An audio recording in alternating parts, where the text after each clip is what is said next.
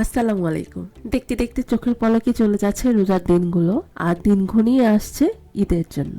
ঈদকে ঘিরে সবারই অনেক আনন্দ, সেই সাথে খাবারের টেবিলে নতুন নতুন আইটেম রাখতে তো আরো বেশি আনন্দ।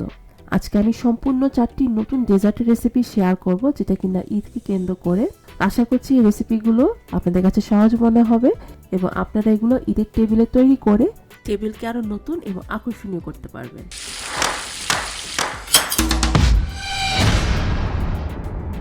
তো সবার প্রথমে আমি যে রেসিপিটি শেয়ার করব তার জন্য চুলায় আমি এখানে 4 কাপ দুধ নিয়েছি।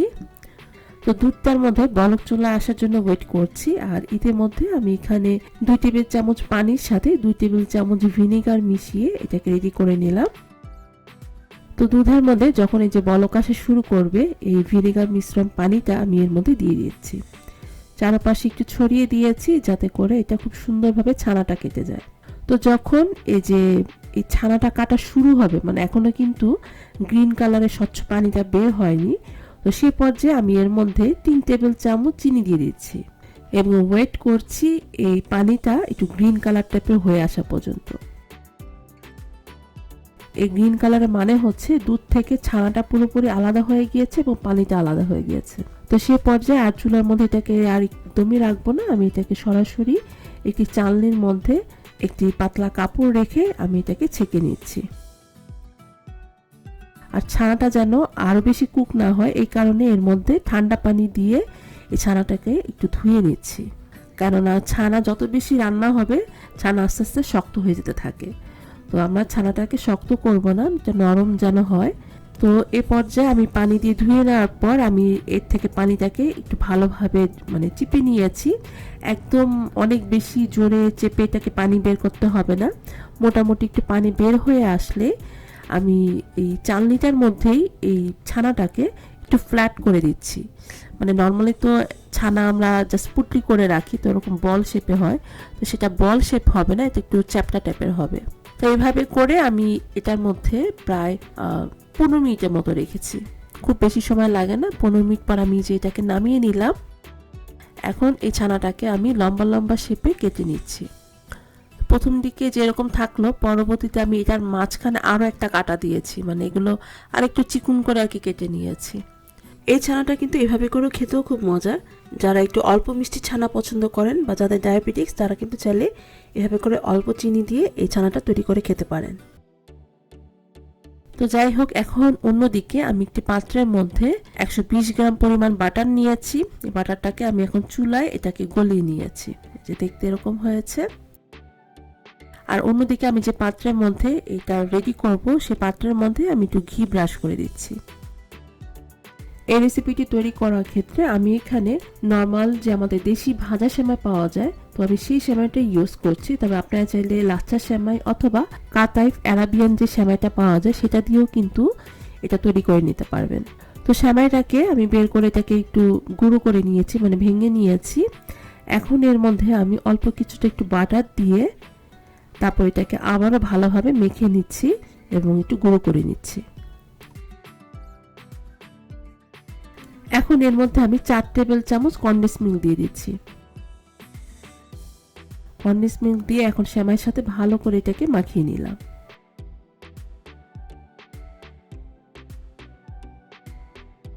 মাখানো হয়ে গেলে আজকের এটা তৈরি করার জন্য আমি এরকম একটা ছোট সাইজের কাপ নিয়েছি। আপনারা চাইলে চায়ের কাপেও এটা তৈরি করে নিতে পারেন। তো এই কাপটার মধ্যে আমি এই কিছুটা সেমাই একদম চেপে চেপে ভালোভাবে সেট করে দিচ্ছি এবং মাঝখানের অংশটা একটু গর্ত রেখেছি। এই গর্তের মধ্যে আমি যে ছানার যে মিষ্টিটা তৈরি করলাম সেই মিষ্টিটা আর কি এর মধ্যে দিয়ে দিলাম। তবে আপনারা যারা ছানা তৈরি করতে না চান, আপনারা কিন্তু চাইলে রিকোটা চিজ যে কিনতে পাওয়া যায় সেই চিজ এর মধ্যে দিয়ে দিতে পারেন, অথবা আবার আপনারা চাইলে বাদাম কুচি করেও বাদাম কেটে এর মধ্যে দিতে পারেন। তো এই যে এটাকে এখন হাতের মধ্যে যে উপর করলেই এবং সাথে 2টা বাড়ি দিলে এই যে দেখুন এটা বের হয়ে আসলো, দেখতে যে এরকম হয়েছে। তো এইগুলোকে আমি এখন সেই ঘি যে ব্রাশ করে রেখেছি ট্রের মধ্যে, তার মধ্যে রেখে দিচ্ছি। তো সবগুলি আমি এভাবে করে তৈরি করে নিয়েছি। আজকে আমি এগুলো হচ্ছে গিয়ে ওভেনে বেক করব। ওভেনে আমি এটাকে 350 ফারেনহাইটে 15 মিনিটের জন্য বেক করে নিয়েছি। আর আপনারা যারা চুলায় তৈরি করতে চান, চুলার মধ্যে ফ্রাই প্যানে যে কিছুটা ঘি ব্রাশ করে নিয়েছি, এখন তার মধ্যে আমি যে 3টা সেমাই দিয়ে দিলাম। তো এগুলোকে আমি এখন কম আঁচে, একদম চুলার কম আঁচে প্রায় 10 মিনিটের মতো এটাকে এইভাবে করে রেখে দিতে হবে। তো 10 মিনিট রেখে দিলে আসলে এটা ভালো, তবে আমি ভুলে গিয়েছিলাম, এটা প্রায় 15 মিনিটের মতো ছিল, তো এই কারণে একটা পাশ একটু বেশি লালচে হয়ে গিয়েছে। তো যাই হোক, আমি এখন এটাকে উল্টিয়ে আবারও ওই পাশটা আমি আরও 10 মিনিটের মতো চুলার মধ্যে রেখে দিয়েছি।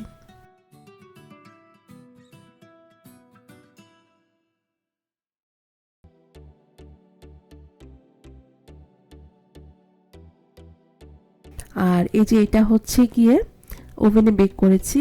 তো ওভেনে বেক করলে মানে সব পাশে সুন্দরভাবে কালারটা চলে আসে। তো এখন আমি এগুলোকে নামিয়ে এর উপর একটু সাজুগুজু করে দিচ্ছি, মানে এর মধ্যে কিছুটা পোস্ত বাদাম এবং কিছুটা গোলাপের পাপড়ি ছড়িয়ে দিয়েছি। সো এই তো তৈরি হয়ে গেল ছানার পুর ভরা সেমাইয়ের কুনাফা। এটা খেতে খুবই খুবই খুবই মজার, যারা একটু শক্ত টাইপের সেমাই পছন্দ করেন।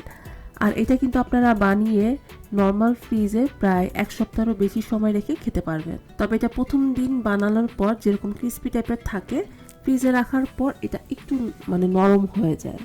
তবে এটা খেতে কিন্তু অসাধারণ, মানে নরমটাও খেতে খুব ভালো লাগে, আবার শক্তটাও খেতে খুব ভালো লাগে।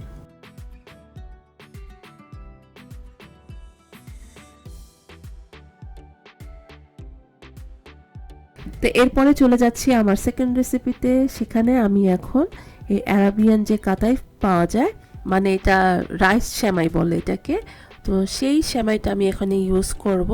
এটা কিন্তু ফ্রোজেন হিসাবে থাকে, ডিপ ফ্রিজে থাকে, তো আমি এটাকে বের করে রেখেছি অনেকক্ষণ। তো এখন আমি এটা থেকে এই যে এইভাবে করে এটাকে আর কি ছাড়িয়ে নিয়েছি। এটা একদম বেশি জমাট হয়ে থাকে, কুকড়া কুকড়া চুলের মতো। তো যাই হোক, এই যে কিছুটা অংশ এইভাবে করে নিয়ে এখন এর মধ্যে যে গলানো বাটারটা আছে সেটা আমি অল্প অল্প করে ব্রাশ করে দিচ্ছি।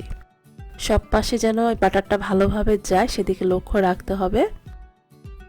তো ভালোভাবে মাখিয়ে নেওয়ার পর আমি এখন এর মধ্যে ছানার যে মিষ্টিটা আছে সেটা এখন এই যে এক সাইডে দিয়ে দিলাম, এবং এই কাতাইফ সেমাইটা এক সাইড থেকে এটাকে ফোল্ড করে নিচ্ছি। পুরো সেমাইটা এইভাবে করে ফোল্ড করে নিলাম। যতটা সম্ভব পারা যায়, মানে এই সেমাইগুলো যেন এঁকে বেঁকে না থাকে, মোটামুটি একটা শেপ করে নিয়ে এখন আমি এটাকে এই যে ট্রের মধ্যে রেখে দিয়েছি। আর ট্রের মধ্যে আমি একটুখানি বাটার ব্রাশ করে নিয়েছি। এভাবে করে ফোল্ড করার যেই ডিজাইনটা, এটা কিন্তু আবার নর্মাল ভাজা সেমাই দিয়ে করা যায় না। এটা করতে হলে আপনাকে এই কাতাইফ এই সেমাইটাই ইউজ করতে হবে। এটা আবার ঘরেও তৈরি করা যায়।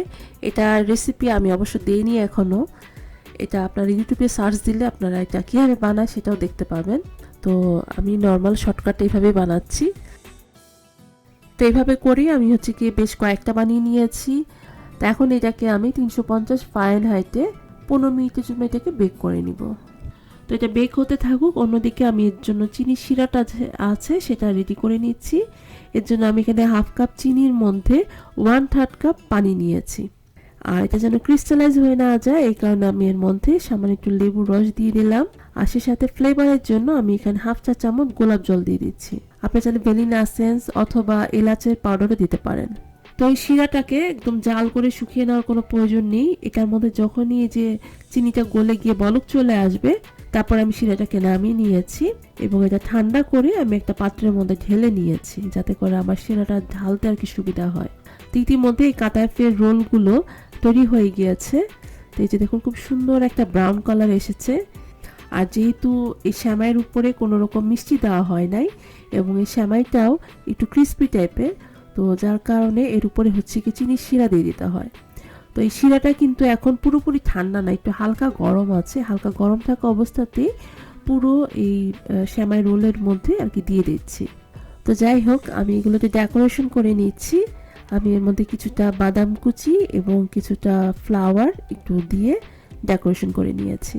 আমি আপনাদেরকে একটু ভেঙেও দেখাচ্ছি। এই দেখুন ভিতরে যে চিজটা কি সুন্দর দেখাচ্ছে, এবং এটা খেতেও খুব মজা। ঈদের টেবিলে এই ধরনের নতুন নতুন কোনো রেসিপি রাখলে দেখবেন সবাই খুব পছন্দ করছে এবং সবাই সেটার উপর আকর্ষণ দিচ্ছে।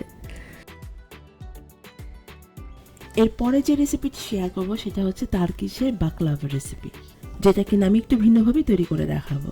বাকলাভা তৈরির একটা বিশেষ ইনগ্রেডিয়েন্টস হচ্ছে বাদাম। আমি এখানে পোস্ত বাদাম এবং কাঠবাদাম দুটো মিলে ইউজ করছি, তবে আপনার চাইলে যে কোনো একটি বাদামও এখানে ইউজ করতে পারবেন। তবে এখানে পিনাট যে বাদাম মানে আমাদের নর্মাল দেশীয় যে বাদাম, সেই বাদামটা না নিলেই ভালো। তো বাদামগুলোকে আমি একটি যেরকম ছেঁচুনির সাহায্যে একটু গুঁড়ো করে নিচ্ছি। এটা একদম পুরো পাউডার করে ফেলবো না, একটু আধা ভাঙ্গা টাইপের হবে। আপনারা এই কাজটা চাইলে ব্লেন্ডারে একটু আধা ভাঙ্গা করে গুঁড়ো করে নিতে পারেন। সবগুলো যে গুঁড়ো করা হয়ে গেলে এখন এর মধ্যে আমি 1 টেবিল চামচ আইসিং সুগার বা পাউডার সুগার দিয়ে এটাকে মিক্স করে এক সাইডে রেখে দিয়েছি। অন্যদিকে বাকলাভা তৈরির জন্য আমি এখানে ফিলিডোর পেস্ট্রি শিটগুলো ইউজ করছি। এটা বাইরের দেশে যে কোনো এশিয়ান গ্রোসারিতেই খুব ইজিলি পাওয়া যায়। এছাড়া নর্মাল দোকানগুলোতেও আজকাল এগুলো পাওয়া যায়। আমি আশা করছি বাংলাদেশেও আই থিঙ্ক এটা পাওয়া যেতে পারে। তবে এটা যদি পাওয়া না যায় তাহলে নর্মাল যে সমুচার শিটগুলো আছে সেগুলো দিয়েও এই বাকলাভাটা তৈরি করা যাবে। তো এই যে আমি এখানে একটা শিট নিয়েছি, এটা বেশ বড়। তো একটি শিট নিয়ে আমি কিন্তু আমার বাকি শিটগুলো পলিথিনের ভিতরে ঢেকে রেখেছি, তা না হলে কিন্তু এগুলো বাতাসে খুব তাড়াতাড়ি শুকিয়ে যায়। তো একটা শিটের আমি এক সাইডে হচ্ছে গিয়ে বাটার গলিয়ে নিয়েছি। আমি এখানে 120 গ্রাম বাটার নিয়ে এটাকে চুলার মধ্যে একটু গলিয়ে নিয়েছি। তো সেই বাটারটাই এখানে অল্প অল্প করে আর কি ব্রাশ করে দিচ্ছি। এক সাইড ব্রাশ করা হয়ে গেলে তারপরে এটাকে একটা ভাঁজ করে দিলাম এবং আবারও একটি সাইডে বাটার লাগিয়ে তারপর এটাকে আবার ভাঁজ করে দিলাম। এভাবে করে আমি টোটাল 3টা ভাঁজ দিয়ে নিয়েছি। এখন এর মাঝখানে হচ্ছে গিয়ে আমি এটাকে কেটে নিয়েছি এবং সাইডের যে জোড়া অংশগুলো আছে সেটাকেও কেটে নিয়েছি এবং আরেকটা অংশের মিডলও আমি কেটে নিয়েছি, মানে একটা অংশ বড় থাকবে আর একটা অংশ ছোট হবে। তো আজকে বাকলাভাগুলো তৈরি করার জন্য আমি কাপকেকের যে মোল্ড পাওয়া যায় সেটার মধ্যে আর কি এটা সেট করব। তো এই মোল্ডের মধ্যে আমি কিছুটা বাটার ব্রাশ করে নিয়েছি এবং তার মধ্যে আমি হচ্ছে কি বড় যে শীটটা মানে কেটে রেখেছি, তো প্রথমে বড় শীটটা দিয়েছি, তারপরে মাঝখানে হচ্ছে কিছুটা বাদাম কুচি দিয়ে দিলাম, এরপরে হচ্ছে কি আবার ছোট শীটটা দিয়ে দিলাম। তবে আপনারা কিন্তু চাইলে এর মাঝখানে হচ্ছে গিয়ে ক্রিম চিজও দিতে পারেন। আমি এখানে যে একটার মধ্যে আবার ক্রিম চিজও দিয়েছি, আবার আপনারা চাইলে ঘন করে কাস্টার্ড জাল করেও সেটাও এর মধ্যে দিতে পারেন। তো এটাকে আমি এখন 350 ফারেনহাইটে 18 মিনিটের জন্য বেক করে নিব। তবে আপনাদের ওভেনের তাপমাত্রা অনুযায়ী কম বা বেশি সময় একটু লাগতে পারে, সেটা আপনারা বুঝে বেক করে নেবেন। অন্যদিকে এই রেসিপির জন্য একটা শিরার প্রয়োজন। তো আমি এখানে 1 কাপ চিনির মধ্যে হাফ কাপ পানি নিয়েছি, আর এটা যেন ক্রিস্টালাইজ হয়ে না যায় এই কারণে এখানে 1 চা চামচ লেবু রস দিয়ে দিচ্ছি। এটাকে মিক্স করে চুলায় জাস্ট এটাকে একটু জাল করে নিব। জাল করে 1টা 2টার বানাতে হবে না, জাস্ট চিনিটা গলে গেলেই এইটাকে চুলা থেকে নামিয়ে নিতে হবে। সো এই যে এরই মধ্যে কিন্তু আমার এই বাকলাভাগুলো এখন হয়ে গিয়েছে। তো বাকলাভাটা তৈরি হয়ে যাওয়ার পর আর চিনি শিরাটা একটু হালকা ঠান্ডা হয়েছে, তো এই হালকা ঠান্ডা করে নিয়ে এখন এই শিরাটা হচ্ছে গিয়ে বাকলাভার চারপাশে এবং মাঝখানে হচ্ছে গিয়ে দিয়ে দিচ্ছি। চিনি শিরাটা বাকলাভার চারপাশেটাকে ভালোভাবে দিতে হবে, তাহলে শিরাটা চারপাশ দিয়ে ঢুকবে এবং খেতে মজা লাগবে। আর আমি তো এখানে বড় পেস্ট্রি শিট দিয়ে এই বাকলাভাগুলো তৈরি করেছি বলে এগুলোকে ভাঁজ করে নিয়েছি। তবে আপনারা যদি সমুচা শীট দিয়ে করে থাকেন তাহলে তো সমুচা শীটটা এমনিতেই ছোট, তা আপনারা 2টা শীট একসাথে করে নিয়ে তারপর হচ্ছে গিয়ে এই শেপে এটা ভাঁজ দিয়ে এভাবে করে এটা তৈরি করে নিতে পারেন। তো এই যে বাকলাভাগুলো আমি এখন তুলে নিলাম। এখন এর মাঝখানে হচ্ছে গিয়ে আমি আরও কিছুটা বাদাম কুচি দিয়ে দিচ্ছি। সো তৈরি হয়ে গেল খুবই মজার টার্কিশের বাকলাভা আর অনেক ধরনের ডিজাইনে পাওয়া যায়। আজকে আমি এটাকে একটু বাটি শেপে তৈরি করলাম। জানি না আপনাদের কাছে কেমন লেগেছে, কেমন লাগলো সেটা কিন্তু কমেন্ট সেকশনে জানাবেন। আর এই যে এগুলোর ভিতরটাও কেটে আমি দেখাচ্ছি, স্পেশালি ক্রিমেরটা খেতে কিন্তু এটা খুবই মজার হয়েছে। বাদামেরটাও খুব মজার, আবার ক্রিমেরটাও খুব ভালো লেগেছে। আপনারা বাসায় ট্রাই করবেন এবং আপনাদের কেমন লাগলো সেটা আমাকে জানাবেন। এরপরে চলে যাচ্ছি চতুর্থ রেসিপিতে। আমার চতুর্থ যে রেসিপিটি সেটার নাম হচ্ছে সুইট পেস্ট্রি রেসিপি। এর জন্য এখানে নিয়েছে হচ্ছে পাফ পেস্ট্রির যে শিটগুলো পাওয়া যায় সেগুলো আমি এখানে ইউজ করব। এই ভিডিওটা আমি রিল বা টিকটকের জন্য আর কি বানাচ্ছিলাম, যার কারণে ভিডিওটা একটু লম্বা, তবে আশা করছি আপনাদের দেখতে বা বুঝতে কোনো প্রবলেম হবে না। আর যেহেতু এগুলো ঈদ স্পেশালভাবে বানানো হবে, তাই আমি এখানে স্টার শেপে এবং মুন শেপে হচ্ছে তৈরি করব। তো স্টার শেপের কুকি কাটার অলরেডি বাসায় ছিল, যেটা দিয়ে কিনা আমরা কেটে নিয়েছি। কিন্তু মুন শেপে তো কোনো কুকি কাটার নেই। তো মুন শেপটাকে যেটা করেছি হচ্ছে একটি রাউন্ড কুকি কাটার দিয়ে প্রথমে এটাকে কেটে নিয়েছি এবং পরবর্তীতে আরেকটু সামনের দিকে ওই সেম একই সাইজ কুকি কাটার দিয়ে হচ্ছে একটু সামনের দিকে আবার এটাকে কেটে নিয়েছি। তো এই যে এটা এরকম মুন শেপে তৈরি হয়ে গেল এবং এটার পাশে যে এরকম একটা আরেকটা আর কি শেপ তৈরি হয়ে গেল, তো ওভাল শেপের টাইপের তৈরি হয়ে গেল। তো এই যে এভাবে করে এটা 3টা শেপে তৈরি হয়ে গেল। এখন এর উপরে হচ্ছে গিয়ে আমি একটু ডিম ফেটে সেই ডিম এখানে একটু ব্রাশ করে দিচ্ছি। এতে করে পেস্ট্রির উপরের কালারটা খুব সুন্দর আসবে। ডিমের পরিবর্তে আপনারা চাইলে দুধ ব্রাশ করে দিতে পারেন। তো এখন আমি এটাকে 350 ফারেনহাইটে প্রায় 15 মিনিটের মতো এটাকে বেক করে নিয়েছি। তো 15 মিনিটের মধ্যে এই যে এগুলো এক একটা তৈরি হয়ে গিয়েছে। দেখতে তো খুবই সুন্দর হয়েছে এবং একটু গুলটুস গালটুস হয়েছে। তো এখন আমি যেটা করছি এর মাঝখানে হচ্ছে গিয়ে আস্তে করে এটাকে কেটে নিলাম। তো এটা একটু ঠান্ডা হতে থাকুক, আর অন্যদিকে এর মিডলে যে ক্রিমটা বানাতে হবে সেটা আর কি রেডি করে নিচ্ছি। করার জন্য সবার ফার্স্টে আমি এখানে 1 কাপ পরিমাণে হোয়াইট চকলেট নিচ্ছি। এর পরিবর্তে আপনারা মিল্ক চকলেট অথবা ডার্ক চকলেট যে কোনোটাই ইউজ করতে পারবেন। আর এর সাথে আমি হাফ কাপ হুইপ ক্রিম দিয়ে তারপর আমি এটাকে ডাবল বয়েলে মানে একটি গরম পানির উপরে এটাকে জাস্ট 5 মিনিটের মতো একটু নেড়ে চেড়ে নিব। 5 মিনিট পরেই দেখা যাবে যে চকলেটটা গলতে শুরু করেছে।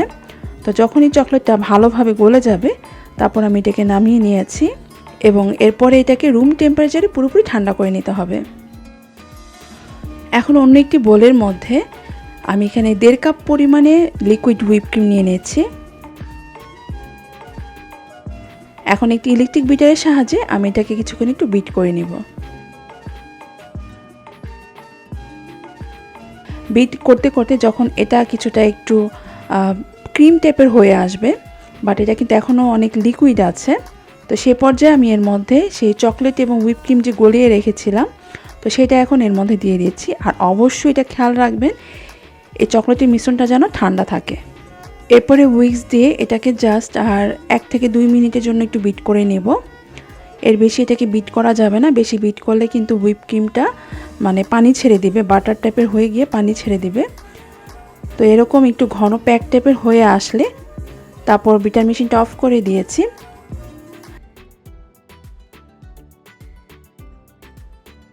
তো ক্রিমটা বানিয়ে নেওয়ার পর এখন একটি পাইপিং ব্যাগের মধ্যে ভরে এই পেস্ট্রির উপরে এভাবে করে দিয়ে দিচ্ছি এবং উপরের অংশটা এই ক্রিমের উপর আবার দিয়ে দিলাম। ঠিক একইভাবে মুন শেপের মধ্যেও আমি ক্রিম লাগিয়ে নিয়েছি। আমার কন্যার কাছে এই শীটগুলো খালি খেতে নাকি খুব ভালো লাগছে, ও খালি খাচ্ছিল। তো যাই হোক, আমি এর মধ্যে আরেকটু সুন্দর হওয়ার জন্য আমি এর মধ্যে কিছুটা চকলেট গলিয়ে উপর দিকে একটু জিগজ্যাগ করে আর কি ডিজাইন করে দিচ্ছি। এখানে চকলেট বলতে আমি হোয়াইট চকলেট নিয়ে সেটার মধ্যে সামান্য একটু বাটার দিয়ে তারপর এটাকে গলিয়ে নিয়েছি।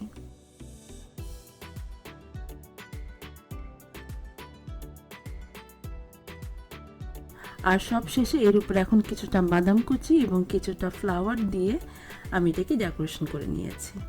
এটা খেতে খুবই খুবই খুবই মজার, আর এটা বানানোও কিন্তু খুব ইজি। তো এই ঈদের জন্য মানে 2023 সালের ঈদের জন্য এই নতুন 4টি রেসিপি আপনাদের সাথে শেয়ার করলাম। জানি না রেসিপিগুলো আপনাদের কাছে কেমন লেগেছে সেটা কিন্তু কমেন্ট সেকশনে অবশ্যই জানাবেন। আর ভালো লাগলে প্লিজ লাইক শেয়ার করে আমাকে সাপোর্ট করবেন। তো আজকের মতো তাহলে বিদায়, আল্লাহ হাফেজ।